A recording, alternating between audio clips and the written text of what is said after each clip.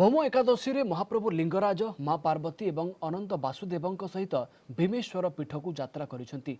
पौराणिक कथारे पंचु पांडव स्वर्गारोहण पूर्वर पापर मुक्त होगापाई विभिन्न धर्म क्षेत्र को जाई उपासना करथिले।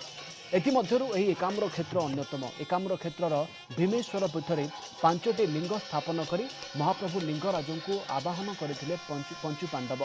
एही समय युधिष्ठिर महाप्रभु लिंगराज माँ पार्वती एवं अनंत वासुदेव को निमंत्रण पाई भीम को पठाई आउ तांको निमंत्रण को स्वीकार करी उक्त पीठ को जीवा पाई सम्मति देथिले महाप्रभु।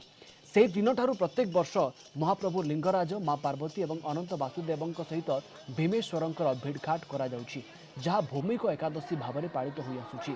ए अवसर में भीमेश्वर पीठरे बहु श्रद्धालुं समागम होइथिला।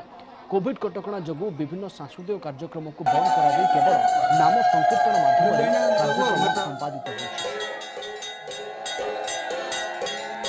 भौम एकादशी प्रभु लिंगराज एठी आसती। ये महात्मा होची निजे भीम एठिक आसते लिंगराज दर्शन करने से लिंगराज मंदिर जाई न पारि से एठू प्रभुंकर गोटे रूप प्रतिष्ठा करते जोटा कि शिव रूप से प्रभु को डाकी भी एठिक एकादशी से प्रभु आसन देखा। पांडव माने जिते वनवास करते से माने एठारे पांचटी लिंग स्थापन कर लिंगराज को आह्वान करते से दिन ठारू लिंगराज एठाकू आसती। कोविड कटना भितर आम जी मिनिमम ए वर्ष भजन समारोह होनी तापर जी मिनिमम करने कथा करूँ। परंपरा अच्छी जे एक दर्शन कले समस्ते जो पाप करते मुक्ति मिल भीम ना एकादशी रही हूँ भौम एकादशी।